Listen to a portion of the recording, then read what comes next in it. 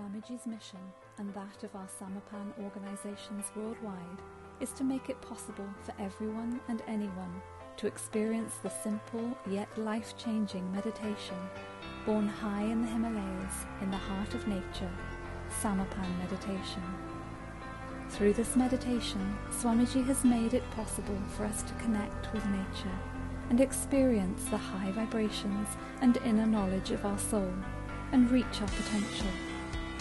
His life's work is to establish these high vibrations permanently into specially created spaces where anyone, both now and in the future, can go and easily experience meditation and the peace and satisfaction of our soul. An energetic network is being created that connects chosen sites around the globe to this high vibrational field so that this intention can easily be fulfilled. Each sacred space emits vibrations on a high spiritual frequency. When we spend time at one of these spaces, we naturally absorb the high positive vibrations, which benefits us on many levels.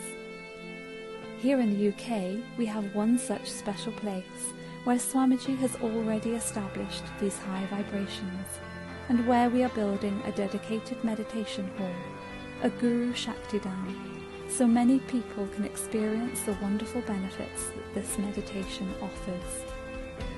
We are in the middle of construction in the UK and invite you to get connected to this unique project. You can help us the most by making a donation.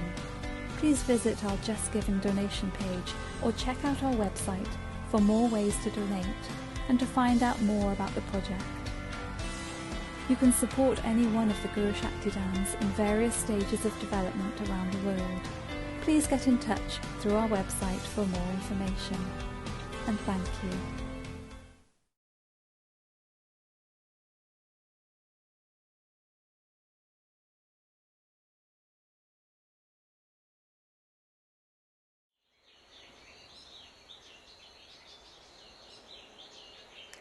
आए हुए सभी पुण्य आत्माओं को मेरा नमस्कार। My salutations to all pious souls. आज हम मानव सभ्यता के विकास का बात करेंगे। Today we will talk about the evolution of human race. मानव सभ्यता बहुत ही धीरे-धीरे विकसित हुई। Humans have developed very and very slowly. पहले मनुष्य अपने कबीले बना करके रहता था, गुफाओं में रहता था, जंगलों में रहता था। Earlier, human used to live in groups, in tribes. बाहर के परिस्थिति का उसको कोई ज्ञान नहीं था, आसपास के वातावरण का उसको कोई ज्ञान नहीं था। He had no knowledge of what was happening outside or what was taking place in the outer world. प्रत्येक के अपने कबीले होते थे, प्रत्येक के अपने कबीले के नियम होते थे। Every tribe has its own rules and regulations. बाकी आसपास क्या चल रहा है उसकी कोई जानकारी नहीं थी। And what was going on around was not at all known to them. लेकिन धीरे-धीरे मानव का विकास हुआ और आसपास के कबीलों से उसका मेलजोल हुआ और आगे का ज्ञान प्राप्त हुआ। Slowly and slowly, humans in different tribes started interacting and they started meeting each other. और कबीलों में से ही कुछ लोग अकेले जंगल में गए और जंगल में जाकर के निसर्ग के सानिध्य में रहे। From these tribes, some people started moving towards the forests and started living there. तो उन्होंने वहाँ एक असीम शांति का अनुभव किया।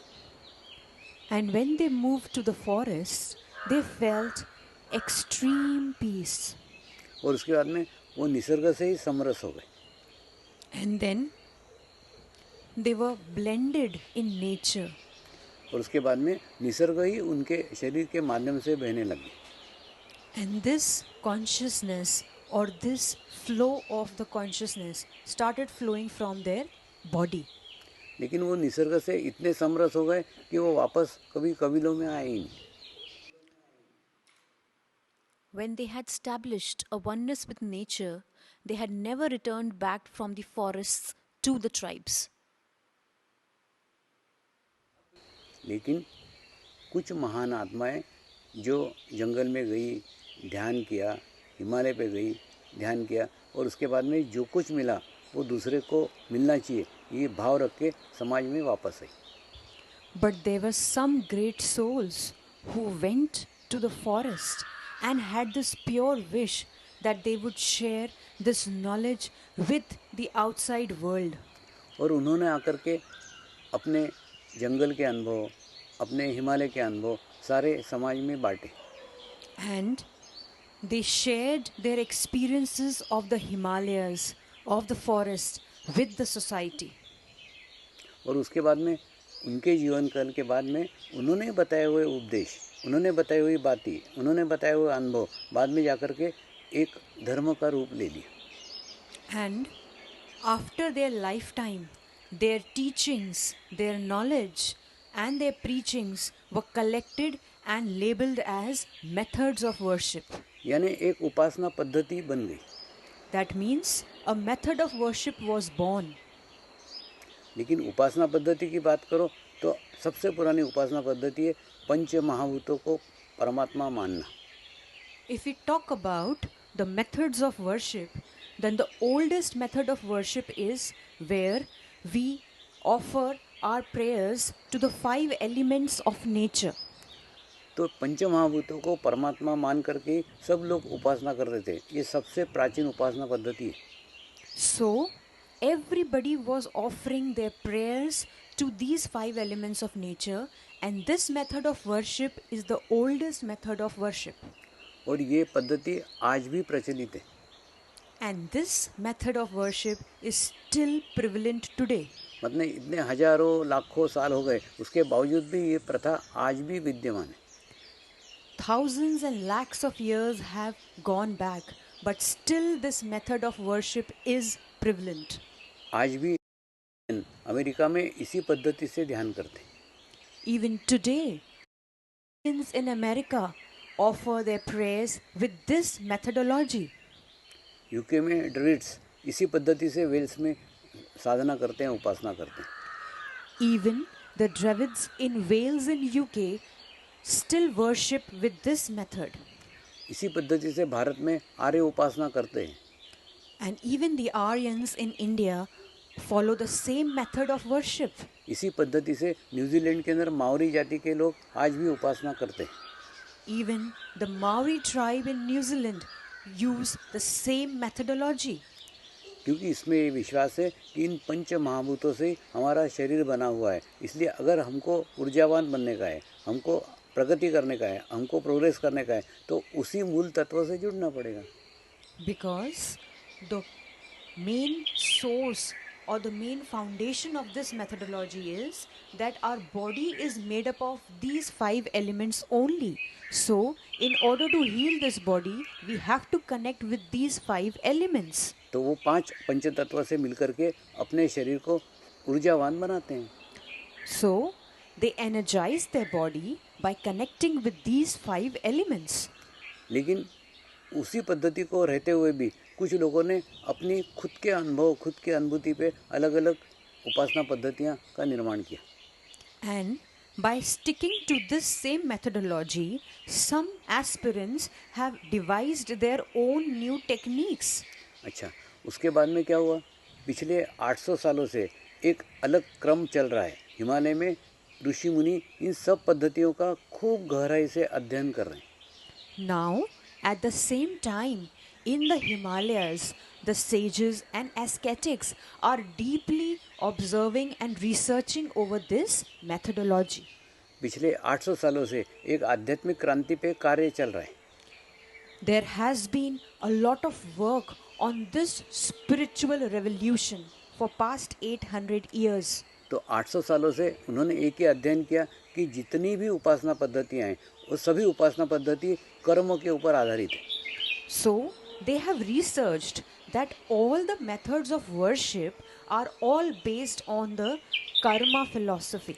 देखिए, सभी उपासना पद्धति में एक ही तो बात कही हुई है, अच्छी बातें करो और बुरी बातें छोड़ो. See, in every method of worship, only one thing has been told, that follow or do good things and leave bad karmas. और ऐसा करते करते करते मनुष्य को सभ्य बनाने का प्रयास है.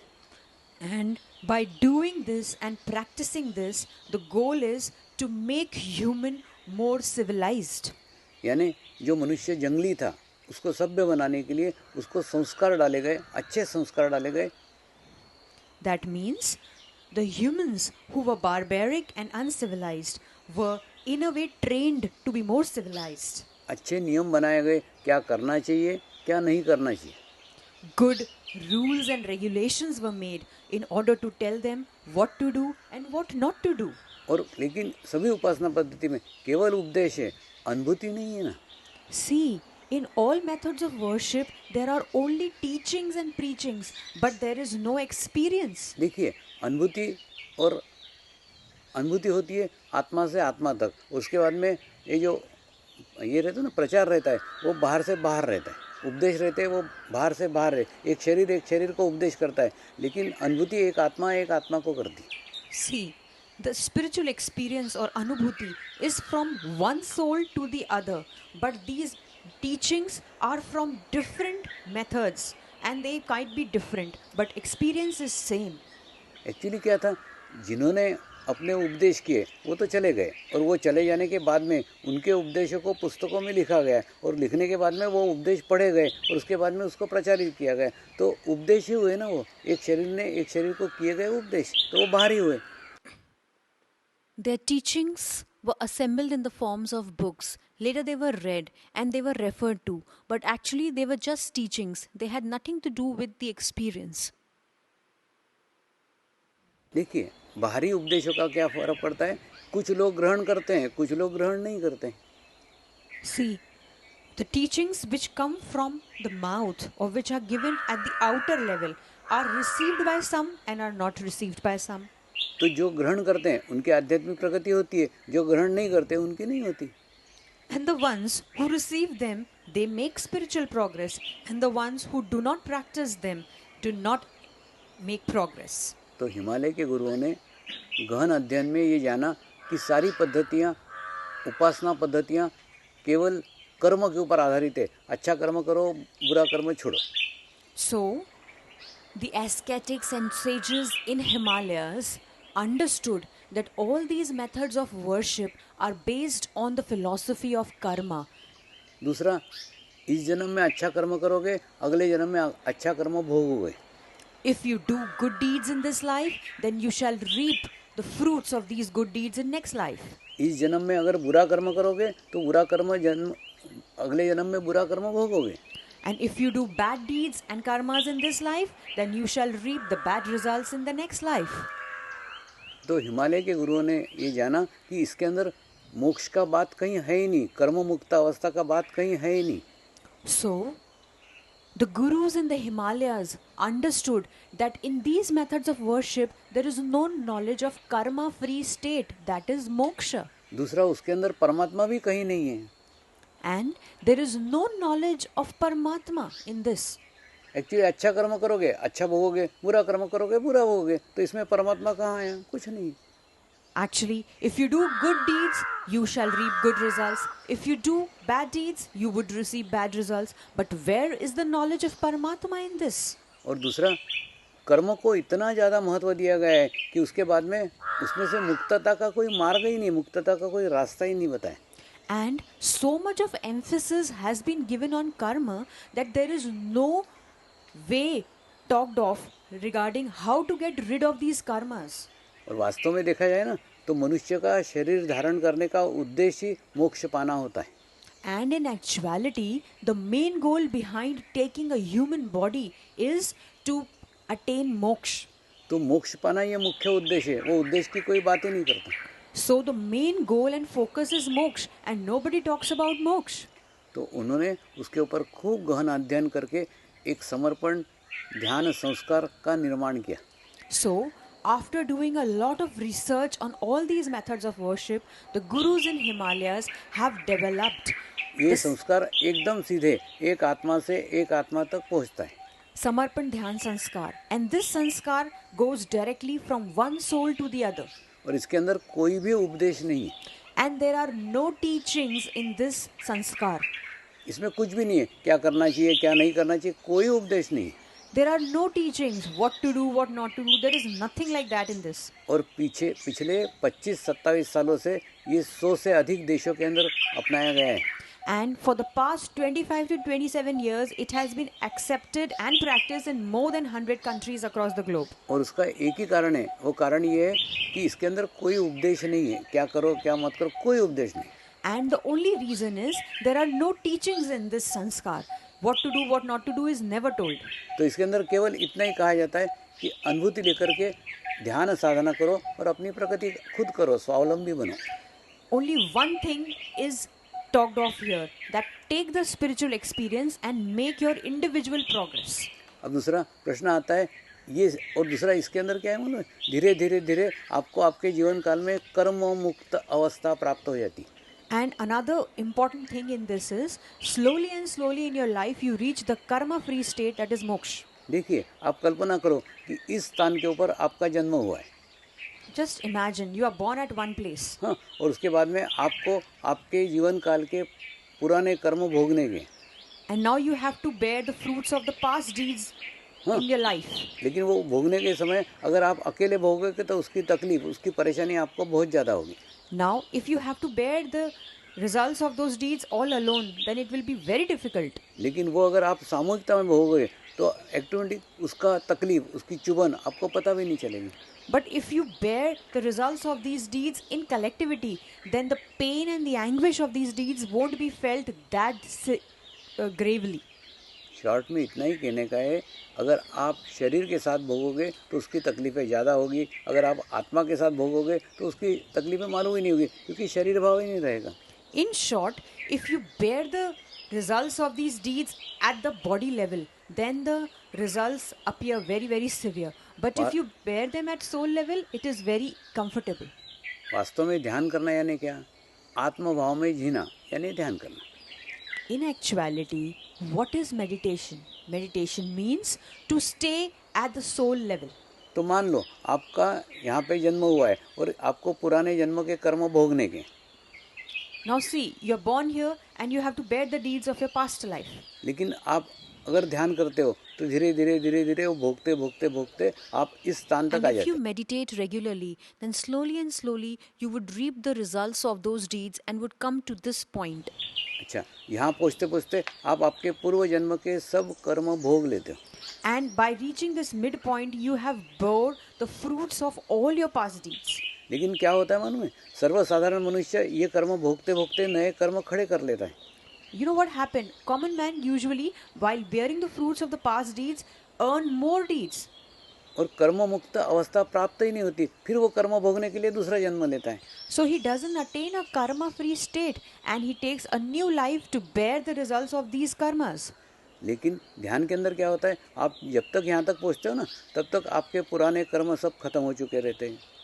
But in meditation, what happens when you reach this state? You have actually bore all the past deeds, and you are now in a free state. आपके आसपास एक आभामंडल निर्माण हो जाता है, एक ओरा निर्माण हो जाता है। You develop an aura around yourself. वो इतना सकारात्मक ओरा रहता है कि आपके हाथ से बुरा कर्म घटित ही नहीं हो सकता। That aura is so positive that you cannot commit any bad deed. फिर क्या होता है, धीरे धीरे आपका जीवन चलते चलते चलते यहाँ तक आता है। Now what happens? Your life slowly moves to this level. और इस स्थिति में पहुँचते पहुँचते क्या होता है मालूम है, जो आपने पुराने कर्म थे वो भोग लिए, And what happens? By this stage, you have actually reaped the results of all the past deeds. बुरे कर्म आपसे हो नहीं रहे, Bad deeds are not taking place through you. उसके बाद में अच्छे भी जो कर्म कर रहे हैं ना, वो भी आप गुरु के माध्यम से परमात्मा को समर्पित कर रहे हैं। And whatever good deeds you are committing, you are surrendering them through the medium of Guru to Paramatma. तो जीवन के इस स्थान पे, जीवन के इस जगह आपको कर्म मुक्त अवस्था प्राप्त हो जाती है। So, at this stage, you achieve the karma-free state in life. यानी आपके पास में पूर्व जन्म के कोई कर्म नहीं है। That means you have no results of the past deeds over here. इस जन्म में बुरे कर्म हुए नहीं हैं। There are no bad deeds in this life. इस जन्म में जो अच्छे कर्म किए वो परमात्मा को समर्पित कर दिए, And whatever good deeds you have committed or made in this life, you have surrendered them to Paramatma. तो कर्म मुक्त अवस्था आपको प्राप्त हो गई. So you have attained the karma-free state. आपके खाते में कोई कर्म ही बाकी नहीं है. There are no karmas in your account. और जब कर्म ही नहीं है तो नया जन्म लेने का कोई कारण ही नहीं है. So now there is no reason for you to take next birth. तो ऑटोमेटिकली आपको मोक्ष का स्थिति जीवन काल में ही प्राप्त हो जाता है. So automatically you attain the state of moksha in your lifetime. आपके जीवन में कोई कर्म ही बाकी नहीं रहना, अच्छा रहना बुरा रहना कुछ भी नहीं रहा. There is no karma left in your life, neither good nor bad. तो ऐसी कर्म मुक्त अवस्था आपको योग मार्ग से प्राप्त हो सकती है. So such a karma-free state you can attain through the medium of yoga. तो ये कर्म मुक्त अवस्था तब प्राप्त हो सकती है जब आप सब कर्मों से मुक्त हो जाओ. You can attain this karma-free state only when you are freed of all these karmas. यानी आप जीवन तो जी रहे हो लेकिन आत्मा बन करके जी रहे हो, तो कोई कर्म अपने साथ ना बांध रहे हो ना बुरे कर्म कर रहे हो. That means you are living a life, but you are not attaching any karmas to yourself. तो मोक्ष मरने के बाद नहीं, मोक्ष को आपको जीते जी प्राप्त करना पड़ता है. कर्म मुक्त अवस्था को ही मोक्ष कहते हैं. So, moksha is not something which has to be attained after life, that is after death. It has to be attained while you are alive, while you are living. It's a karma-free state. दूसरा, समाज में क्या लगता है कि मोक्ष यानी कुछ पाने की चीज़ है. Secondly, what does the society believes? It believes that moksha is like a thing which we have to take or accept. मोक्ष पाने की चीज़ नहीं है. एक्चुअली क्या है कि मोक्ष सब में से मुक्त होने की अवस्था है. सब में से अपने आप को मुक्त कर लिया.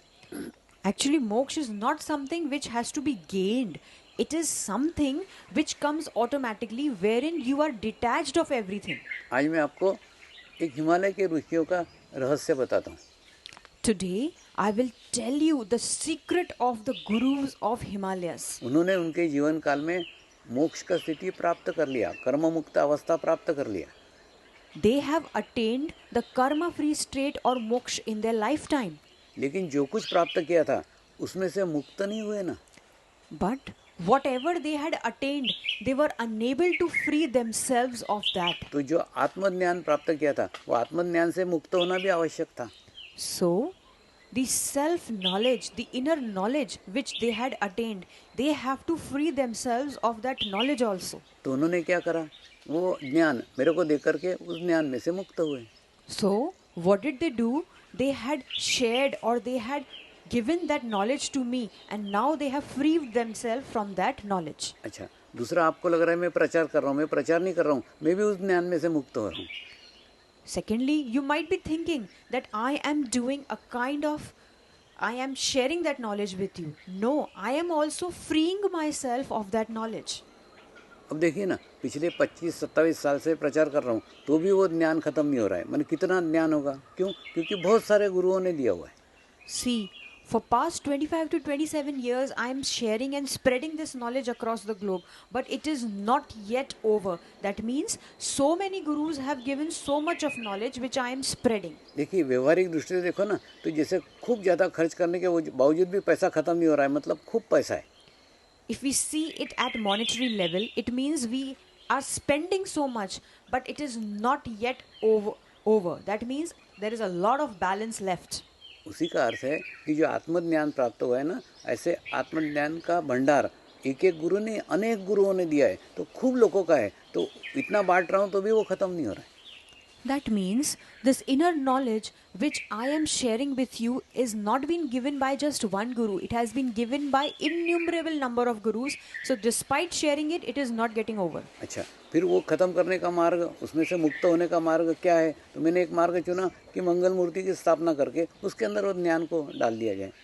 So then I thought, what is another way of sharing this knowledge at a faster level? So I thought I will incarnate some idols which is called as Shri Mangal Murti, and I'm pouring that knowledge in these Mangal Murtis. अब इतनी मंगल मूर्तियाँ बन गई, उसके बावजूद भी वो समाप्त नहीं हुआ है. And so many Mangal Murtis have been incarnated and made. Still that knowledge is not getting over. दूसरा, इसका भी दो प्रकार है, एक स्थूल में है, एक सूक्ष्म में। एक स्थूल में देना पड़ेगा जो जीवन काल में ही करना पड़ेगा, दूसरा सूक्ष्म में बांटना पड़ेगा, यानी जीवन काल के बाद में भी ये कार्य चलता ही रहेगा। Now there are two ways of sharing that knowledge. One is at the physical level, through which I am sharing and pouring that knowledge in the Mangal Murtis, and another is at the subtle level, which I would be doing after my lifetime too. यानी समाधि के बाद में भी, समाधि से भी वो कार्य सतत चलता ही रहेगा। That means even after taking samadhi, this work will continue through the medium of samadhi. दूसरा ना, ये आत्मज्ञान है। आत्मज्ञान के अंदर जितना तुम तुम्हारे आत्मा के शुद्धता करोगे, पवित्र करोगे, उसको प्रसन्न करोगे, सशक्त करोगे, उतना ही वो ज्ञान लेने का उसका रिसीविंग बढ़ेगा। See, this is the knowledge of the soul. So the more you make your soul happy, the more you make your soul peaceful, the more it would be shared. दूसरा, ध्यान करना ही काफ़ी नहीं है, ध्यान के साथ साथ तुम्हारे दैनिक जीवन में भी तुम छोटी छोटी बातें करके अपने आत्मा को प्रसन्न कर सकते हो, खुश कर सकते हो। And see, it is not just important to meditate. You may also make your soul happy by doing little small good deeds and actions in your life. देखिए, छोटी छोटी चीज़ें, मतलब अगर आप दूसरे के दोष देखते हो तो वो दोष धीरे धीरे ग्रहण करते हो ना, उसका बुरा इफेक्ट तुम्हारे आत्मा के ऊपर होता है। तो इसलिए दूसरे के दोष मत देखो। See, if you see the errors or flaws in other persons, then slowly and slowly you gain them. So you should not pay attention to the flaws of other people. दूसरा ना, क्षमा एक बहुत अच्छा भाव है, जिस क्षमा भाव के कारण हमारे ऊपर बुरे प्रभाव, हमारे आत्मा के ऊपर बुरे प्रभाव नहीं होते और आत्मा प्रसन्न होती है, आत्मा खुश होती है। Next, one more way is forgiveness. So when you forgive others, you make your soul happy. It is one of the easiest and fastest way to make your soul happy. और दूसरा, आपको लगता है क्षमा करना आसान नहीं है, एक सशक्त आत्मा ही क्षमा कर सकती है, अशक्त आत्मा कभी क्षमा नहीं कर सकती किसी को। You think that forgiveness is easy. No, only a strong soul can forgive. A weak soul can never forgive. और जिसे आपके अंदर क्षमा भाव बढ़ता है ना दैनिक जीवन में, धीरे धीरे धीरे आपकी आत्मा प्रसन्न होती है, प्रसन्न होती है तो वो खुश होती है।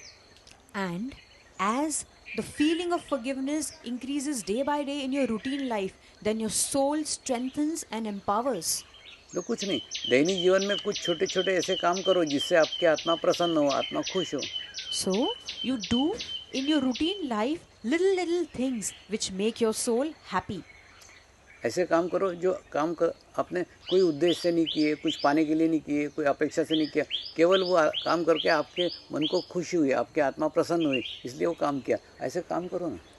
See, you do such things which you are doing not for impressing others. It is only and only to impress your soul, and this will strengthen and empower it. तो ऐसे हम काम करते हैं ना, तो हमारी आत्मा सशक्त होती है। So if we do such kind of things, then our atma, our soul becomes strong. क्योंकि अपन ने शरीर की अपेक्षा से कुछ किए नहीं है, केवल आत्मा को प्रसन्न करने के लिए किए, आपको अच्छा लगा इसलिए करिए। So these actions we have done not to impress or satiate or satisfy our body. This we have done only to satisfy our soul. दूसरा, आपका काम करने का उद्देश्य जितना बड़ा होगा ना, उतने आत्मा ज़्यादा प्रसन्न होगी। And the bigger is your goal of doing a thing or committing an action, the better your soul progresses. मैं एक छोटा सा उदाहरण देता हूँ। I will give you an example of this. देखिए, जैसे आप रोड पे जा रहे हैं और आपको रोड पे पड़ी हुई एक खील दिखी, तो वो खील उठा करके आपने बाजू में रख दी कि किसी के पैर में नहीं चुभे। See, you're crossing a road and you saw a nail. You just picked it up and put it aside without thinking that who shall be benefited by it. यानी आपका भाव क्या, वो किसी के भी पैर में नहीं चुभे, पीछे आने वाला आपका दोस्त है कि दुश्मन है, आपको कोई लेना देना नहीं, किसी भी मनुष्य के पैर में नहीं चुभे। इतना उदार दृष्टिकोण है आपका। So, what is your motive behind it? That this nail should not hurt anyone. Whether the person who is coming is your enemy or your friend, it doesn't matter to you. Your goal is it should not hurt anyone. यानी ये काम आपने पूरी मनुष्यता के लिए किया है। That means you had committed this action for the entire humanity. ठीक उसी प्रकार से आप अगर कोई प्रार्थना ऐसी करते हैं जो मनुष्य मात्र के लिए हो, मनुष्य के कल्याण के लिए हो, विश्व के कल्याण के लिए हो, तो आपकी आध्यात्मिक प्रगति होती है, आपकी आत्मा प्रसन्न होती है। So, If you offer a prayer for the welfare of the entire humanity, then your soul becomes extremely happy. यानी वो आपने वो प्रार्थना आपके कोई स्वार्थ के लिए नहीं किए, आपने कोई अपेक्षा से नहीं की, वो सबके भले के लिए किए, अच्छे के लिए किए. तो ऐसी प्रार्थना रोज करो ना, उससे आपकी आत्मा स्ट्रांग होगी, मजबूत होगी.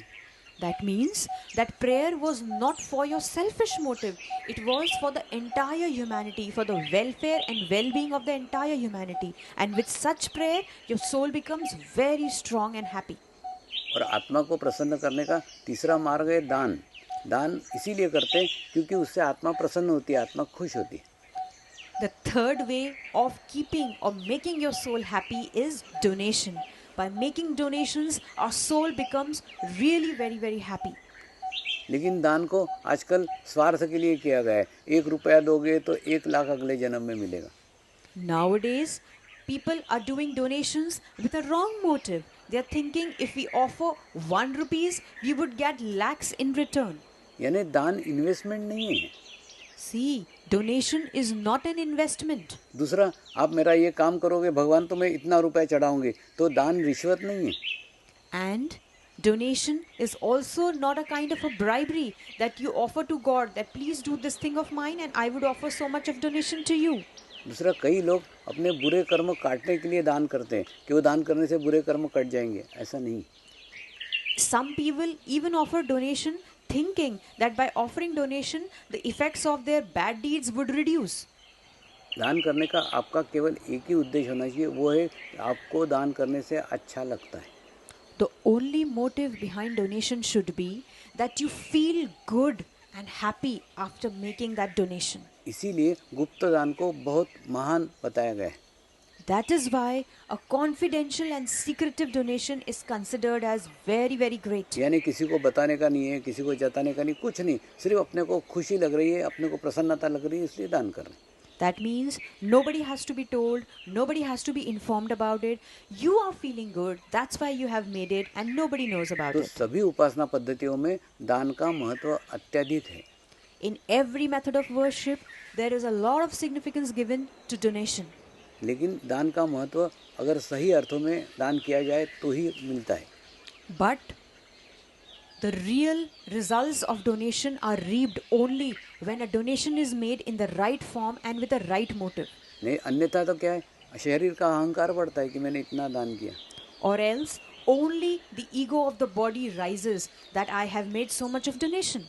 तो कहने का अर्थ ये भी मार्ग है जिन मार्गों से हम हमारे आत्मा को प्रसन्न कर सकते हैं, आत्मा को खुश कर सकते हैं. So the thing is, these are the different ways through which we can impress and make our soul happy.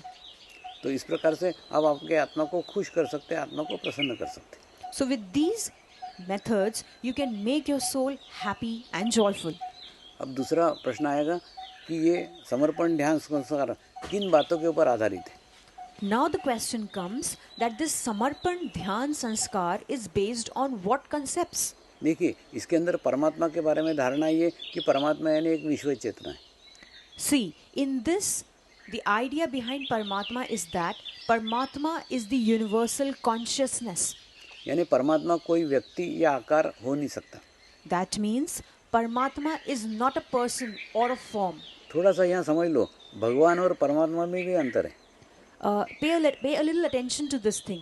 There is a देखिए. difference between God and Paramatma. कुछ लोग अपने गुरु को भगवान बोलते हैं, Some people call their guru as God. कुछ देवताओं के मूर्तियों को हम भगवान बोलते हैं.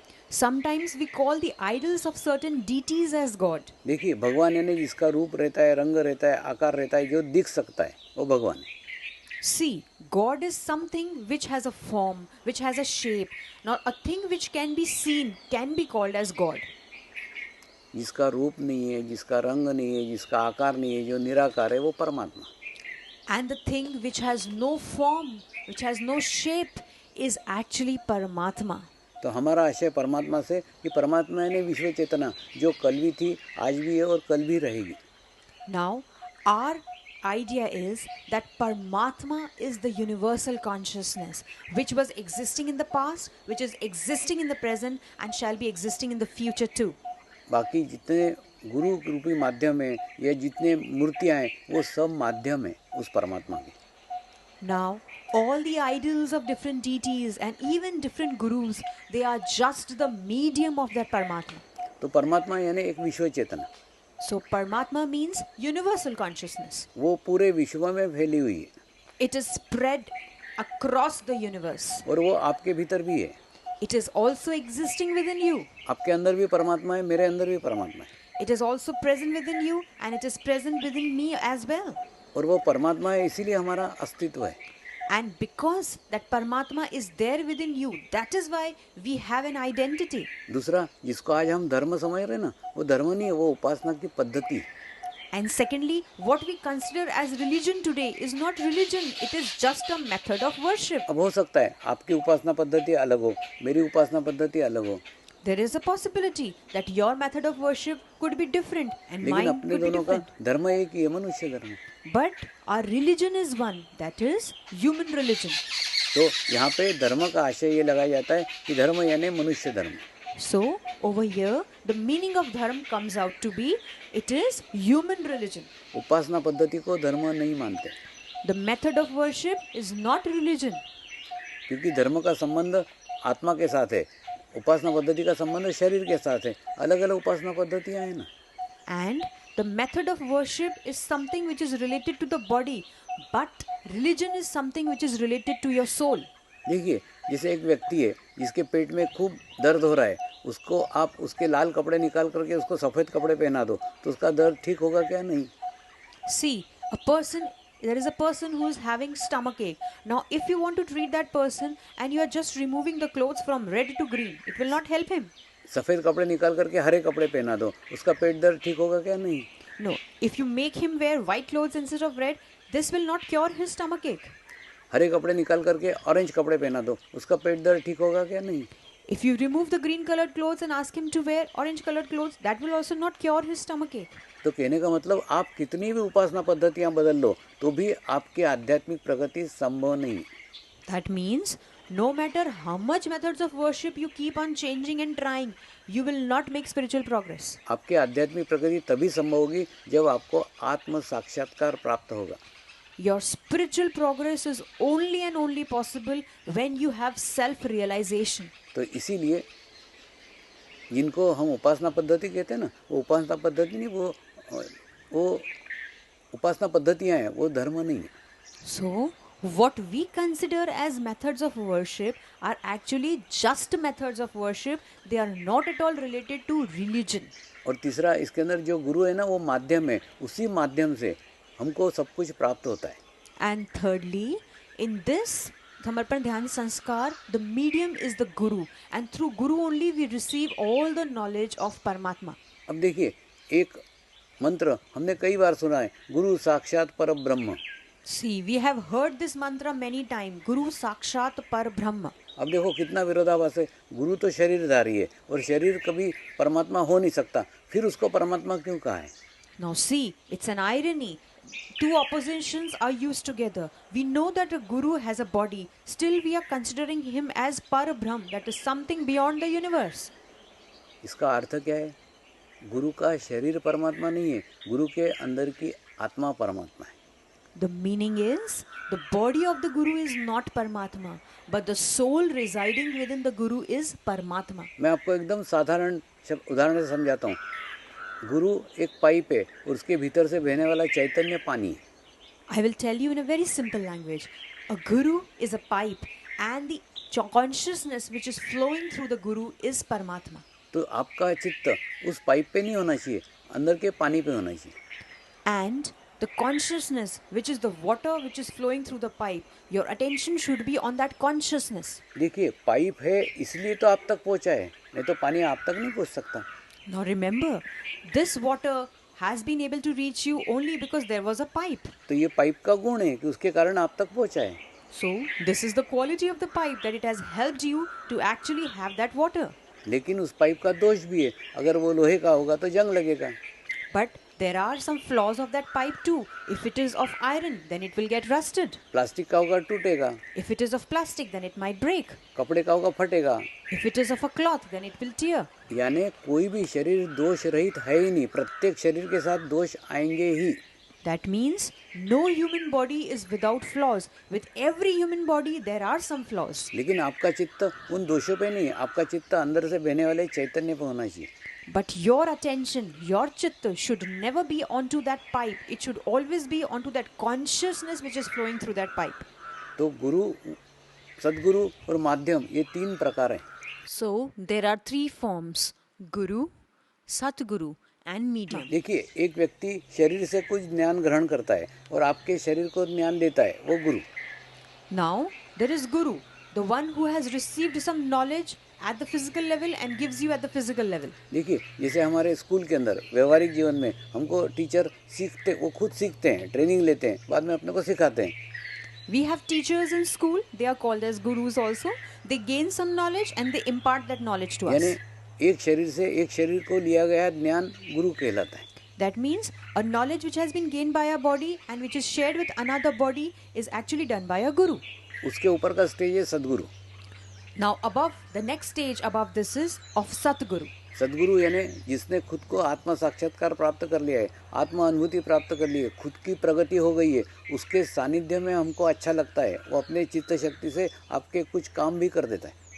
Now Sadguru means somebody who is an enlightened one, who has gained self-realization. You feel good in the proximity of the Sadguru, and if he prays for you, then you might also gain self-realization. तीसरा उसके ऊपर का माध्यम है माध्यम. Now the third stage above the Sadguru is of the medium. माध्यम यानी जो शरीर से कुछ भी देता नहीं है. Medium is the one who gives nothing at the physical level to you. जो कुछ है आपको उसके माध्यम से प्राप्त करना पड़ता है. Whatever you want to gain, you have to gain through the medium of that great medium. अब जैसे एक नल है, तो नल अपने को कुछ देता है क्या? नहीं, लेकिन नल से अपने को प्राप्त करना पड़ता है. Now see, you cannot gain anything from a tap. You have to open the tap and only then you can receive. जैसे ही हम नल को मुंह लगाएंगे करके खींचेंगे तो ऑटोमेटिकली पानी आएगा. The moment you put your mouth near the tap and you suck, only then you would get the water. लेकिन नल कुछ नहीं दे सकता. But the water tap cannot give you anything. बिल्कुल ठीक इसी प्रकार से माध्यम कुछ कर ही नहीं सकता. In the same manner, in the exactly same manner, the medium cannot do anything. क्योंकि जो करने का भाव है ना, उसके परे वो है, इसीलिए तो माध्यम है. And he is beyond giving anything. That is why he is the medium. माध्यम एक खाली पाइप है, उसका खुद का कुछ भी नहीं है, लेकिन वो जो कुछ आता है वो आप तक पहुंचाता है. Medium is actually a vacant and an empty pipe. Whatever he receives, he simply shares it with you without any effort. दूसरा, सदगुरु और माध्यम में भी अंतर है. माध्यम वो है जो देने के लिए अधिकृत है. There is a difference between a Satguru and a medium. Medium is the one who is authorized to share and impart things to you. यानी उसके माध्यम से कई गुरुओं का ज्ञान, कई गुरुओं का नॉलेज आप तक पहुंचता है. That means through that medium, the knowledge of millions and millions of gurus and Sadgurus reaches to you. तो जितनी आपकी एकाग्रता होगी उतनी आपकी ग्रहण करने की क्षमता बढ़ेगी. So the better is your concentration, the better would be your receiving. अब आपको लगेगा ना कि फिर मुझे कैसे ज्ञान प्राप्त होगा. Now you might have a question, how would I receive this knowledge? तो नेपाल में, हिमालय में शिव बाबा के माध्यम से मुझे ज्ञान प्राप्त हुआ. So in Nepal, through the medium of Shri Shiv Baba, I gained this knowledge. मैं बचपन में परमात्मा की खोज में निकला था. In my childhood, I had started my search for Paramatma. और उसके बाद में जब युवा अवस्था में मैं उस माध्यम तक पहुंचा और उसके माध्यम से मुझे अनुभूति प्राप्त हुई. So, in my youth, when I reached the medium of Paramatma, then I experienced Paramatma through that medium for the first time. तो मैंने शिव बाबा को ही परमात्मा मान लिया. So then I thought and I believed that Shiv Baba is my Paramatma. परमात्मा क्यों मान लिया? क्योंकि मेरे को उसके माध्यम से परमात्मा की अनुभूति हुई. And why did I accepted him as Paramatma? Because through him I had experienced Paramatma. और उसको मिलने के बाद में मेरी परमात्मा की खोज खत्म हो गई. And after meeting him, all my search for Paramatma ended. दूसरा, परमात्मा मानना हमारे गुण ग्राहकता की चरम सीमा है, हमारे रिसीविंग की चरम सीमा है. Now, accepting somebody as Paramatma is the ultimate point of our our acceptance. तो मुझे उस दिन अनुभव हुआ कि मुझे परमात्मा मिल गया, ये संपूर्ण समाधान मेरे को जीवन में मिल गया. So that day I felt that I have received Paramatma and I attained complete satisfaction that day. और ये जैसे ही भाव आया ना, ऑटोमेटिकली उनके भीतर की सारी एनर्जी, सारी ऊर्जा मेरे भीतर महसूस हुई. The moment I had this experience, I had this feeling, at that time itself, all the energy of Shiv Baba was flowing through me. और मैंने अनुभव किया कि परमात्मा मेरे ही भीतर है, मेरे ही अंदर है. And then I experienced that Paramatma is actually within my own self. It is existing within me too. तो परमात्मा हम सब के भीतर है, आपके भीतर भी है, मेरे भीतर भी है. So, Paramatma is within all of us. It is within you and it is also within me. लेकिन हमारे अंदर का परमात्मा हमको तब अनुभव होता है जब हम बाहर किसी को परमात्मा को अनुभव करते हैं. Now, we can experience the Paramatma within ourselves only when we accept somebody as Paramatma outside too. तो जैसे ही शिव बाबा को परमात्मा माना तो ऑटोमेटिकली क्या हो गया, परमात्मा की खोज खत्म हो गई और उसके बाद में मुझे परमात्मा मिल गया, ये समाधान प्राप्त होगा. And as soon as I accepted Shiv Baba as Paramatma, then my search for Paramatma ended and I started experiencing Paramatma within my own self. देखिए, परमात्मा वो यानी विश्व चेतना. See, Paramatma is universal consciousness. वो विश्व चेतना मुझे जिस माध्यम से मिली वो माध्यम ही मेरे लिए परमात्मा हो गए.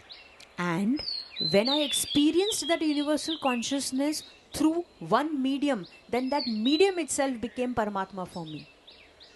शिव बाबा का शरीर मेरे लिए पुल था.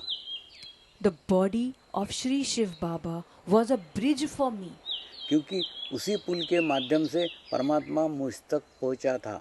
Because through that bridge, Paramatma had reached me. विश्व चेतना उस शरीर के माध्यम से ही मुझ तक पहुंची थी. The universal consciousness had reached me through that bridge only. तो पहले ही अनुभूति पे मैं समझ गया था, मुझको अगर परमात्मा तक पहुंचने का है तो उसी पुल के माध्यम से मुझे परमात्मा तक पहुंचना पड़ेगा. So, when I had the first experience, at that time itself I understood that if I want to experience the Paramatma, then I have to use the same bridge, the same medium. तो परमात्मा शिव बाबा के शरीर के माध्यम से मुझ तक पहुंचा, मैं परमात्मा तक शिव बाबा के शरीर के माध्यम से पहुंचा. So it's easy. Paramatma reached me through the medium of Shiv Baba's body and I reached Paramatma through the medium of Shiv Baba's body. इसीलिए गुरु साक्षात परब्रह्म बोलते हैं. इसका अर्थ मुझे सचमुच समझ में आया. Then I actually understood the real meaning behind this term, Guru Sakshat Parabrahma. गुरु के सानिध्य में गुरु को शरीर समझने की कभी भूल मत करो. Please never ever make a mistake during the proximity of a Guru to consider a Guru as a body. तो गुरु के शरीर पे चित्त मत रखो, उसके आत्मा पे चित्त रखो कि उसके अंदर वो पवित्र आत्मा है जिसके साथ लाखों पवित्र आत्माओं की सामूहिकता है, collectivity. Always remember, always keep your attention and chit on the pure soul residing within the body of the Guru. ऐसा अगर आप आपके जीवन में कर पाए तो ही आप आध्यात्मिक प्रगति कर सकते हो. Because that soul of the Guru has the collectivity of millions of souls. And if you are able to put your attention on that soul, then you can make spiritual progress. आत्म अनुभूति के बाद After having the inner experience, मनुष्य को एक अंतर्मुखी स्थिति प्राप्त हो जाती है. a person attains an antarmukhi, that is, an inwardly turned state. फिर परमात्मा की सारी खोज समाप्त हो जाती है. Then all the search for Paramatma ends. और परमात्मा मेरे ही भीतर है, ये अनुभव होने लग जाता है. Then one experiences Paramatma within one's own self. और धीरे धीरे फिर अपनी आध्यात्मिक प्रगति प्रारंभ होने लग जाती है. And then slowly and slowly spiritual progress starts. पहले हमारे पूर्व जन्म के कर्म कटते हैं. First, our past deeds are destroyed. वो कर्म कटते हैं लेकिन कटते समय भी हमको पता नहीं चलता. When those past deeds are get getting over, we don't understand. देखिए, जैसे एक पानी का ग्लास है, उस ग्लास के अंदर अगर हम एक चम्मच काली शाही डाल दिया तो एक चम्मच काली शाही से पूरा ग्लास काला हो जाएगा. If we add a drop of black ink into a glass of water, then the entire glass of water turns black. लेकिन वो काली शाही गंगा नदी में डाल दो तो कहाँ चली गई पता नहीं चलेगा. But if we add the same drop of black ink into a river, like river Ganga, then we don't realize where it has उसी gone. प्रकार से जब हम ध्यान करते हैं ना तो एक बहुत बड़ी सामूहिकता के साथ जुड़ जाते हैं, कलेक्टिविटी के साथ जुड़ जाते हैं. तो हमारे जीवन के बुरे कर्म कब हमने काट लिए हमको पता ही नहीं चलता. When we join a huge collectivity, then we don't even realize when our past deeds get over. We doesn't even realize. और उसके बाद में हमसे बुरे कर्म होते ही नहीं है. And after that, we do not commit any bad deed. यानी सब उपासना पद्धति में जो कहा गया है ना, बुरे कर्म मत करो नहीं, होते ही नहीं है. See, in every method of worship that you don't commit bad deed, but actually the bad deed doesn't take place. दूसरा जो अच्छे कर्म होते हैं वो कर्म भी अपने साथ बांधता नहीं है साधक. And even the good deeds are not attached with a disciple.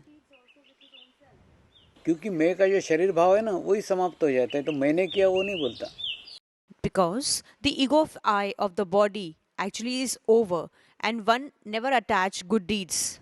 वो बोलता है गुरु कृपा में हुआ है.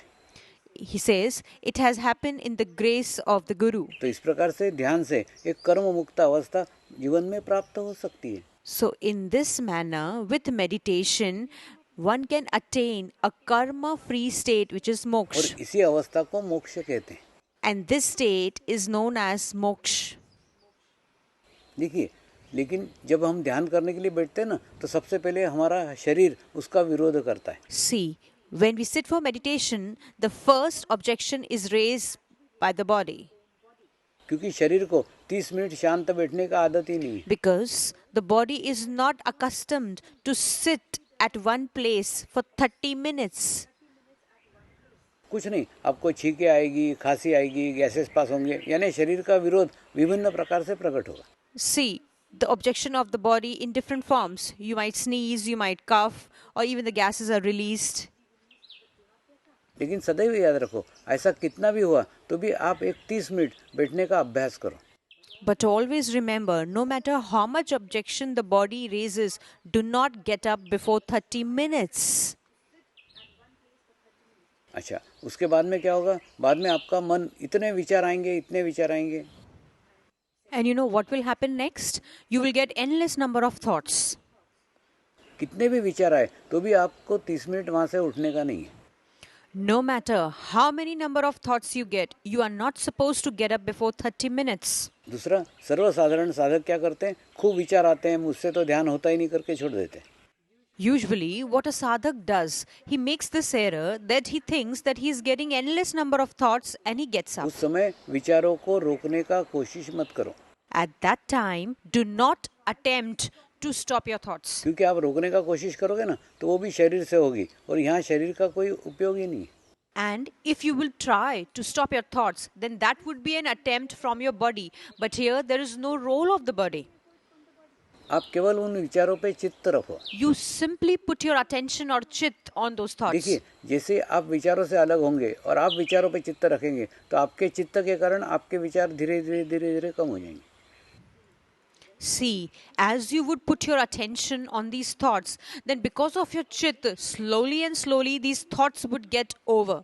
तो ध्यान में कितने भी विचार आए ना, आप केवल देखो कि आपको कौन से विचार आ रहे हैं, कहाँ के विचार आ रहे हैं, उनको देखो. विचार करो मत, करने लग जाते हैं ना फिर वो बढ़ने लग जाते हैं.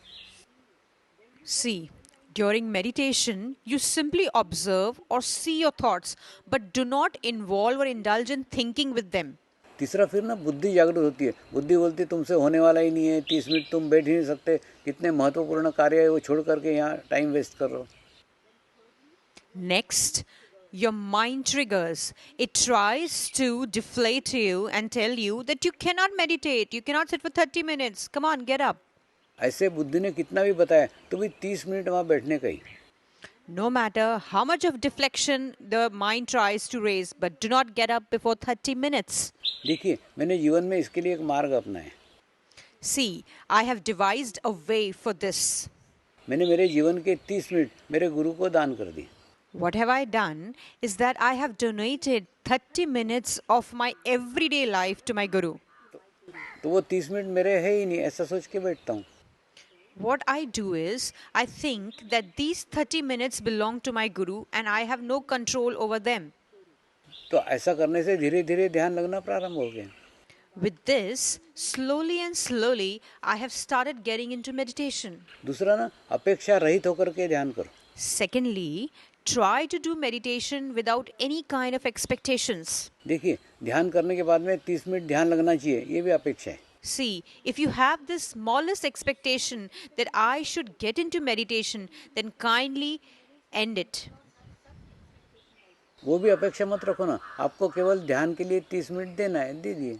Don't have any sort of expectations. Just remember that you have to simply sit for 30 minutes at one place regularly. देखिए, जैसे फुटबॉल का मैच हम देखते हैं, उससे हमको कुछ मिलता है क्या? कुछ नहीं मिलता. See, just like we see a football match, do we get anything out of it? No. यानी वो फुटबॉल का मैच देख के हमारे लड़की का शादी हो जाता है या लड़के को नौकरी लग जाता है, ऐसे कोई काम नहीं होते. See, by seeing any kind of a match or entertainment, we do not expect that my child would get married, my girl would get an appropriate match. Football का मैच हम इसलिए देखते हैं कि हमारा शौक है कि फुटबॉल का मैच देखना हमको अच्छा लगता है, देखते. We usually see a football match only with a desire that it gives us amazement and fun. We feel happy. तो वैसे ही ध्यान को शौक बनाओ ना. In the same manner, make meditation into a habit. ध्यान करने से आपको कुछ मिलने लग जाएगा, ऐसा क्यों सोचते हो? Why do you think that you would gain something out of meditation? तो इसलिए ध्यान को शौक बनाओ. So, make meditation a habit. तो ये एक अच्छी आदत है. It is a very good habit. देखिए, अभी कोरोना काल चल रहा है. See, just now the corona period is going on. हाँ, डॉक्टरों को शरीर का ज्ञान है. Doctors have the knowledge of the human body. वो केवल शरीर का अध्ययन करते हैं. They only study the human body. तो आपको 3 बातें बताएंगे. They will tell you 3 things.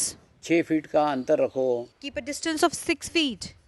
हाँ, उसके बाद में मास्क पहनो. Kindly wear a mask. और तीसरा कि हाथ साबुन से धो. Kindly wash your hands with a soap.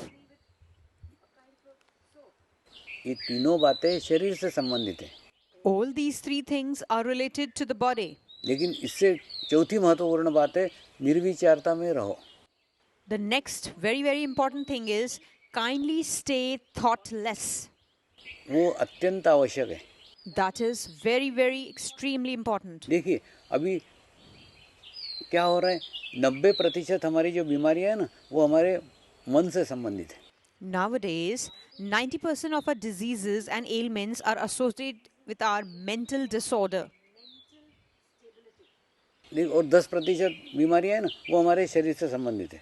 And only 10% diseases are associated with the physical body. आजकल ना बाजार के अंदर एक शब्द बड़ा प्रचलित हुआ, रोग प्रतिरोधक शक्ति. During this period, one word has been extremely popularized. It is immunity. लेकिन बाबा, रोग प्रतिरोधक शक्ति के लिए पहले देखो ना, रोग कौन से हैं. 90% तो मानसिक रोग हैं. See, before thinking of immunity, remember 90% of diseases are associated with the mental तो disorder. अच्छे जूस पी करके, अच्छी दवाइयाँ खा करके तुम केवल वो 10% शरीर की शक्ति बढ़ाओगे, मन की शक्ति का क्या? See, by taking good juices, good supplements, you would increase the strength of the physical body. But what about your mind? तो मन का शक्ति बढ़ाने का एक ही मार्ग है, वो कि निर्विचारता में रहो. Now, the only way to increase the power of the mind is to remain thoughtless. जितने निर्विचारता में रहोगे, उतना ही तुम्हारी मन का शक्ति बढ़ेगा, मानसिक शक्ति बढ़ेगा. और मानसिक शक्ति बढ़ाने की अत्यंत आज विश्व में आवश्यकता है. See, the more you would stay thoughtless, the better would be your mental strength. And in today's world, thoughtlessness is extremely vital. मेरे जीवन काल में इतनी बड़ी विश्व भर की समस्या मैंने आज तक नहीं देखी. During my lifetime, I had never ever witnessed such a big problem at the universal level. देखिए, युद्ध होते थे, 2 देश के अंदर होते थे. See, wars used to take place between 2 nations. भूकंप आता था, एक स्थान पे आता था. Earthquake used to come at one place. लेकिन पूरे विश्व भर में एक ही समस्या, एक ही प्रॉब्लम आ गई है Now, one problem has engulfed the entire world. और विश्व भर में आई है। It has come at the universal level. तो इतनी बड़ी खराब स्थिति कभी भी नहीं देखी थी। So I had never ever seen such a bad state of the world. तो ये विश्व भर की समस्या का निदान क्या है? Now, what is the solution for this problem? निदान ये कि मानसिक स्थिति अच्छी रखो। Now, the solution is kindly keep the mental state fit and fine.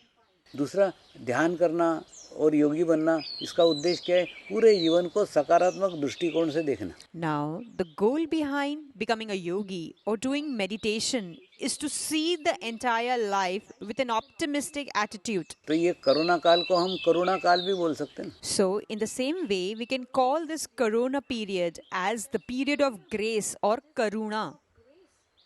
करुणा काल मैं इसलिए कह रहा हूँ कि उसने दो बातें हमको बहुत अच्छे से समझाई। I'm calling this as Karuna period because it has taught us two important things. क्योंकि ये करुणा काल ने सारे मंदिर, मस्जिद, गुरुद्वारे सब बंद कर दिए, धार्मिक स्थल सब बंद कर दिए, सब चर्च बंद कर दिए। This period of grace or Karuna had closed all temples and churches and all modes of worship. वो बंद करके मनुष्य को अंदर जाने के सिवा दूसरा कोई रास्ता ही नहीं रहा। And when it was closed, then men had no other way but to move inward. जिसे संत कबीर ने कहा है ना, मुझको कहाँ ढूंढे रे बंदे, मैं तो तेरे पास हूँ। Just like Saint Kabir has said, "Why are you searching for me outside, child? I am residing within you." तो वो बात संत कबीर की हमने नहीं सुनी, लेकिन कोरोना ने हमको सिखा दी कि अंदर जाने के सिवा दूसरा रास्ता ही नहीं था। So, we did not pay attention to the teachings of Saint Kabir, but this period of Karuna has taught us the same. तो ये कोरोना काल में हमको समझ में आया परमात्मा हमारे ही भीतर है, हमारे अंदर है, और अंदर जाने के सिवा दूसरा कोई रास्ता नहीं। So, during this period of grace or Karuna, we got to know that Paramatma is residing within us and we have to go inside. दूसरा, ये करुणा काल ने एक और हमको मैसेज दिया मनुष्यता का। And the second message given by this Corona period was of humanity.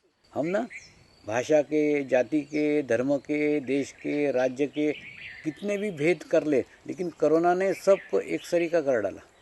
We make innumerable number of differences on the basis of caste, creed, color, language, but this period of Corona has actually brought us all at one level. तो उसने हमको सिखाया हम कितने भी अपने भेद बना ले ना, लेकिन बाद में परमात्मा के दृष्टि में मनुष्य एक ही। So it has taught us no matter how many differences we imagine and create, but in the eyes of Paramatma, we all are one. तो सब मनुष्य समान है, विश्व के सारे मनुष्य, सब देशों के मनुष्य समान है, ये मैसेज दिया। So it has given us one important message that all humans are the same of different nations, color and language. कोई भी जाति के, कोई भी देश के, कोई धर्म के लोगों को कोरोना ने छोड़ा नहीं है, सबको प्रभावित किया। Nobody has been untouched by this disease. Everybody has been equally affected by it. तो कोरोना काल में ध्यान का महत्व और ज़्यादा बढ़ गया। So, during this period of Corona, the importance of meditation has altogether और increased. ध्यान एकदम सिंपल तरीके से, See, meditation is a very simple way. कुछ नहीं, ऐसा अगर आप कुर्सी पे बैठे हो ना, तो नीचे बैठ जाओ ज़मीन पे, आपका पैर ज़मीन को टच होना चाहिए। और दूसरा, नहीं ये कर सकते ना, तो पैर ज़मीन को स्पर्श करो, जैसे मैंने किया। कुर्सी पे बैठो और अपने नंगे पैर ज़मीन को स्पर्श करो। See, if you can sit on ground or floor, it is amazing. But if you can't, then sit on a chair in the same way, just like me. Put your feet onto the floor. दूसरा ना, पृथ्वी के साथ हमारा संबंध होना चाहिए। And remember, you should have a connection with the Mother Earth. तो पृथ्वी क्या होती है, हमारे गुरुत्वाकर्षण शक्ति के कारण हमारे अंदर के दोष, हमारे अंदर की बीमारियां, हमारे अंदर का टेंशन खींच के हमको बैलेंस करती है। The Mother Earth, with its gravitational force, pulls all our worries, diseases, tensions, and different types of तो आप stress. जमीन पे बैठ सकते हो तो बैठो, अगर कुर्सी पे बैठ सकते हो ना, तो कुर्सी बैठ करके जैसे मैंने स्पर्श किया वैसे दोनों पैर जमीन को स्पर्श करो। See, if you can sit on floor, it's very good. If you cannot, then sit on chair in the same manner like I am sitting with your feet touching the floor. उसके बाद में ये दोनों हाथ ऐसे सामने रखो। Next, put your arms turned upward. अब आंखें बंद कर लो। Close your eyes. हाँ, उसके बाद में राइट हैंड है ना, उसको अपने तालू भाग पे रखो, Now put your right hand onto your crown chakra. हल्का सा दबाव दो। Press it a little और 3 बार क्लॉकवाइज घुमाओ and rotate it clockwise 3 times. और चित्त को उस तालु भाग पे स्थिर करो. Now put your chit or attention onto the crown chakra और धीरे धीरे हाथ को नीचे ले आओ. and very slowly bring your hand down. एकदम धीरे धीरे. Very, very slowly. अब मेरे साथ मंत्र का उच्चारण करो. Now recite the mantra with me. मैं एक पवित्र आत्मा हूँ. I am a holy soul. मैं एक शुद्ध आत्मा हूँ. I am a pure soul. मैं एक पवित्र आत्मा हूँ. I am a holy soul. मैं एक शुद्ध आत्मा हूँ. I am a pure soul. मैं एक पवित्र आत्मा हूँ. I am a holy soul. मैं एक शुद्ध आत्मा हूँ. I am a pure soul. और अपना चित्त तालु भाग पे रख के थोड़ी देर ध्यान करें. Now put your attention onto your crown chakra and let's get into meditation.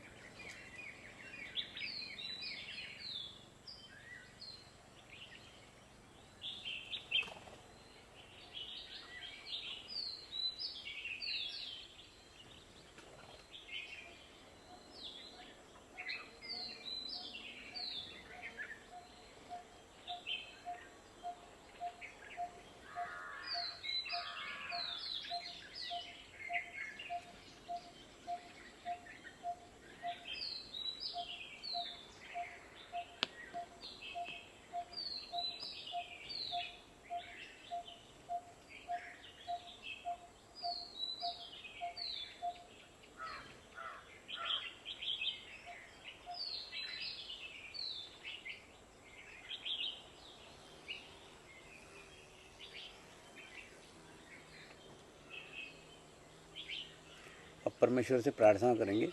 Now we'll offer a prayer to Paramatma.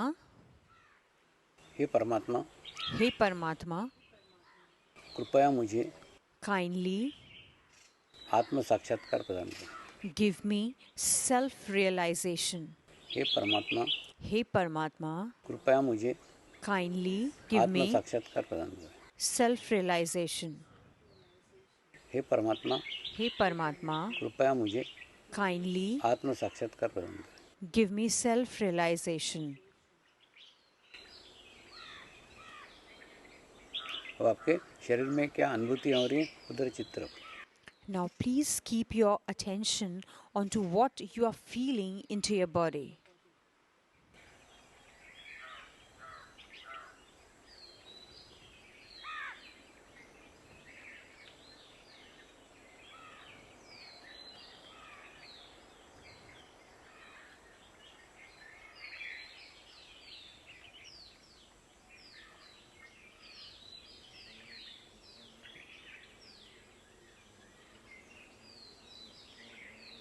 बस इसी पद्धति से ध्यान करने का है। दूसरा, अपने पास ना आज समय का थोड़ा अभाव था, इसलिए कम टाइम किया। आपको रोज ऐसा 30 मिनट 45 दिन रेगुलर करके देखना चाहिए। So, you have to meditate regularly with the same technique, but today, because we had less amount of time, you guys can practice this for 30 minutes regularly. और 45 दिन करके देखो, उसके बाद में आपको अच्छा लगे, आपको अच्छी अनुभूति आए तो करो, नहीं आए तो छोड़ दो। You may try this for next 45 days, and if you get good experiences, then you may continue, or else you may stop. लेकिन मेरी आपसे प्रार्थना है कि आप 45 दिन खुद नियमित करके इसका अनुभव लो ना। But I would like to request you and pray to you that please practice it for 45 days regularly and then take your own experiences. दूसरा, जैसे इसके अंदर उपदेश नहीं है ना, वैसे इसके अंदर नियम भी कोई नहीं है। Just like it has no teachings, similarly, it has no rules. कोई आसन का नियम नहीं है, आपको जैसे कंफर्टेबल लगे वैसे बैठो। There is no rule for any kind of a sitting posture. You can sit in any way. आप जीवन में जो खाते हो वो खाओ, जो पीते हो वो पियो। Whatever you are eating, whatever you are drinking, you may continue with that routine and lifestyle. उसमें कुछ भी छोड़ने का जरूरत नहीं। There is no need to leave anything. केवल 30 मिनट अपने साथ जीवन में जोड़ लो बस। Please add just 30 minutes into your daily routine. तो जैसे ही परमात्मा आपके साथ जुड़ेगा ना, ऑटोमेटिकली आपके जीवन में जो अच्छा है वो रहेगा, जो बुरा है वो छूट जाएगा। See, just as Paramatma would be added to your life, then whatever good is there would exist, and whatever is bad shall automatically evade or end. तो आज अपन उसके ऊपर क्यों विषय बात करें कि कौन सी चीज़ अच्छी और कौन सी चीज़ बुरी। So, what is the point of discussing what is right and what is wrong? क्योंकि ना बाद में आपके पास में बुरी चीज़ रहेगी ही नहीं, बुरा कर्म आपसे होगा ही नहीं। Later, there shall be nothing bad left with you, and you would never ever commit anything wrong. क्या होगा मालूम है? 45 दिन के बाद में आपके आसपास आपका हवामंडल तैयार हो जाएगा, आपके आसपास एक ऑरा तैयार हो जाएगा। After 45 days, an aura would be developed around you.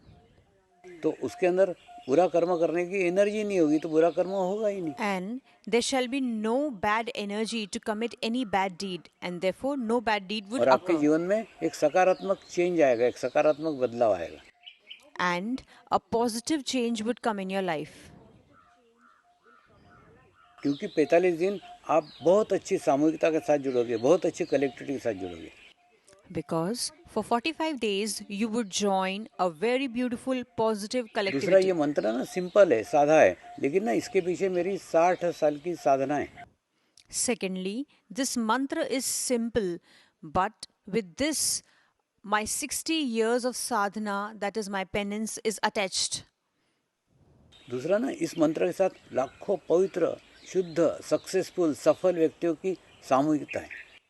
And with this mantra, there is a collectivity of millions of good, positive, and successful people.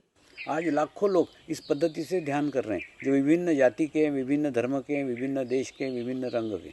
Today, millions of people are doing meditation with this mantra. They are of different color, religion, caste, and nation.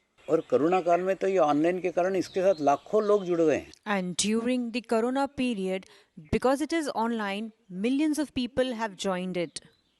देखिए, ये पिछले साल भर में इतने सारे लोग जुड़े, इतने लाखों लोग जुड़े जो पिछले 25 सालों में भी जुड़े नहीं थे। In past 1 year, so many millions of people have joined who are much bigger in number in comparison to the number of people who had joined in 25 or 27 years. आप तो वो भाग्यशाली लोग हैं जो कोरोना काल के बाद में आए हैं, You are those blessed and lucky ones who have come after the corona period. क्योंकि उसके बाद में लाखों लोगों की सामूहिकता, लाखों लोगों की कलेक्टिविटी एक साथ आपको प्राप्त हो रही है। Because due to that, you would get a collectivity of millions and millions of positive people. इसलिए 45 दिन ध्यान नियमित करके आप खुद अनुभव लेके देखो ना। Therefore, regularly meditate for 45 days and take your own personal experiences. आपके जीवन में सकारात्मक चेंज आएगा ही। A positive change will definitely come in your life. ये मैं इस आत्मविश्वास से कह रहा हूँ क्योंकि पिछले 25 वर्षों में लाखों लोगों ने किया है। आज तक एक भी व्यक्ति ऐसा नहीं मिला जिसने 45 दिन तक नियमित ध्यान किया और उसके जीवन में सकारात्मक चेंज नहीं आया। I can assure you with full confidence because in past few years I have never ever met a person who has meditated regularly for 45 days and have not seen a positive change in his life. आप मेरी बातें मत सुनो, आप अपना अनुभव लेकर के देखो ना। Kindly do not pay attention to my words. Please take your own personal experience. तो मेरी फिर से आपसे प्रार्थना है कि आप सब लोग 45 दिन एक अनुष्ठान करके खुद इसका अनुभव लेकर के करें। Therefore, I would like to request you that please try this regularly for 45 days and gain your own experiences. और 45 दिन के बाद में एक बहुत बड़ा वृक्ष बन जाए। You would become a beautiful tree after 45 days. देखिए, एक बीज रहता है ना, तो बीज का अस्तित्व कितना रहता है, छोटा सा। See, when it is a seed, it has a very, very little identity. हाँ, लेकिन वो बीज के ऊपर बड़े बड़े पत्थर पड़े रहते हैं। And over that seed, there are so many stones. उसकी ऊर्जा रहती है छोटी सी, It has a very little energy. तो वो अपनी ऊर्जा को पत्थरों से झगड़ने में खर्च नहीं करता। And it does not waste its energy in fighting with those stones. वो क्या करता है, पत्थर के पास से धीरे धीरे धीरे धीरे रास्ता बनाता है और रास्ता बना करके बहुत बड़ा वृक्ष हो जाता है। What does it do? It paves a path across the stones and later turns into a huge tree. और उसके बाद में पत्थर तो उतने ही रह जाते हैं, लेकिन वृक्ष बड़ा हो जाएगा ना। And see, the stones remain of the same size, but that seed turns into a huge tree. ठीक उसी प्रकार से 45 दिन बाद आप एक बहुत बड़े वृक्ष हो जाओगे, तो आपकी समस्याएं, आपके प्रॉब्लम आपको दिखेंगे भी नहीं। Exactly in the same manner, after 45 days, you would turn into a huge tree and your problems will remain stable like those stones. वास्तव में देखा जाए ना, तो ध्यान करना यानी कि आप प्रकृति के साथ जुड़ना है, प्रकृति के साथ समरसता स्थापित करना है। In actuality, meditation is a means or method of merging with nature. देखिए, हमारे शरीर भाव के कारण हमारे अंदर मैं का भाव है, मैंने किया, मुझे ये अच्छा नहीं लगता, मेरा मेरा मेरा। Because of the ego of the body, we have these ideas and notions. I have done this, I don't like this, I don't want this. देखिए, ऐसा शब्द भी भूल करके मत बोलो, क्योंकि जितना बोलोगे उतना तुम्हारा शरीर भाव और सशक्त कर रहे हो।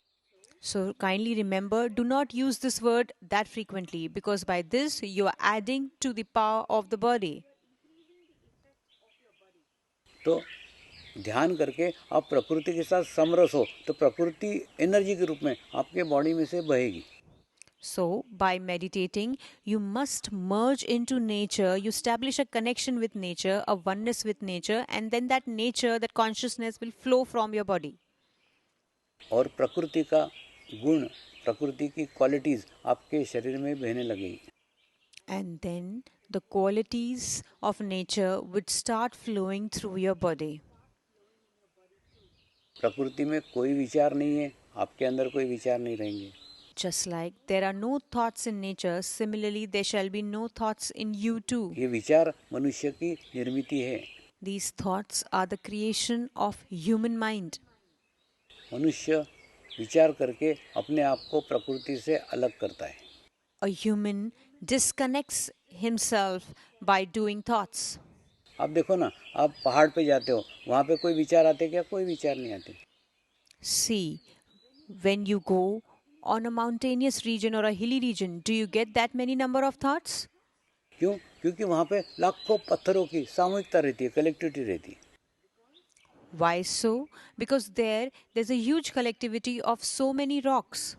आप देखो, आप घने जंगल में जाते हो, वहाँ कोई विचार रहते क्या? कोई विचार नहीं रहते. Similarly, when you visit a forest, do you get that many thoughts? क्योंकि प्रकृति में विचार है ही नहीं. Because there are no thoughts in nature.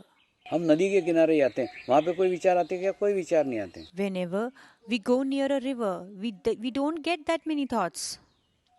लेकिन रोज पहाड़ के ऊपर नहीं जाया जा सकता, रोज जंगल में नहीं जाया जा सकता, रोज नदी के पास नहीं जाया जा सकता. But in our routine life, it is not that easily possible to go on a hilly region or on a riverside or in a forest. तो प्रकृति के साथ मर्ज होने का, प्रकृति के सानिध्य में जाने का उपाय क्या है? घर बैठे ध्यान करो, ध्यान करके अपने आप को शून्य कर लो, तो प्रकृति से समरस हो जाओगे. So, what is a mode or method to merge in nature? So, you simply sit back at home and meditate regularly so that you get a good collectivity. और अभी ना निर्विचारता में रहने की अत्यंत आवश्यकता है. And in the present times, there is a grave need to stay thoughtless. तो उसका उपाय क्या है? जो लोग निर्विचार हैं उनके सानिध्य में ध्यान करो, मेडिटेशंस करो. So, there is one solution to it. You can meditate in the collectivity of such people who are thoughtless. दूसरा, गुरु कोई एक व्यक्ति थोड़ी रहता है. गुरु के भीतर वो आत्मा रहती है, जिस आत्मा के साथ में लाखों आत्माओं की सामूहिकता रहती है, लाखों आत्माओं की कलेक्टिविटी रहती है. See, Guru is not a body. His soul has a collectivity of millions of souls who are positive, thoughtless, and optimistic. तो आपका चित्त जैसे ही गुरु पे जाता है ना, वैसे आपको एक अच्छी स्थिति प्राप्त हो जाती है. And as soon as your attention goes on to a Guru, you also attain that thoughtless state. आज मैं आपको ना एक मजेदार किस्सा सुनाता. Today, I'll tell you a very amazing incidents. एक ना कच्छ के अंदर बहुत अच्छे डॉक्टर हैं. There's a very nice doctor, a medical practitioner in Kutch, Gujarat. हाँ, लेकिन ना उनके बड़े भाई मेरे को खूब गालियाँ देते हैं. But you know, his elder brother doesn't like me at all.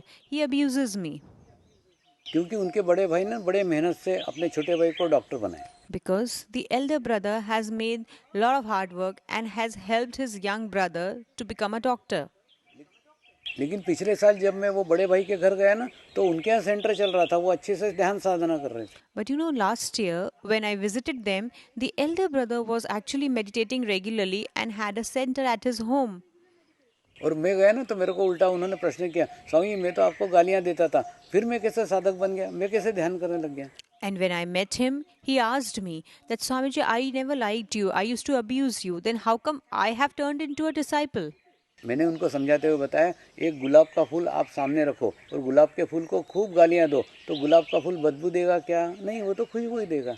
So I explained him in this manner: if you hold a rose in your hand and if you abuse its bud, the rose flower would never end giving its fragrance. ठीक उसी प्रकार से आप मुझे कितनी भी गालियाँ दो, मैं तुमको आशीर्वाद ही दूंगा ना, क्योंकि मेरे पास आशीर्वाद के सिवा कुछ है ही नहीं. Exactly. In the same manner, if you abuse me, you will only and only get blessings and grace, because that's all I तो have. गालियों के माध्यम से क्यों ना हो, तुम्हारा चित्त तो मेरे ऊपर रहता ही था ना. So even through the medium of those abuses, your chit and your attention was on me.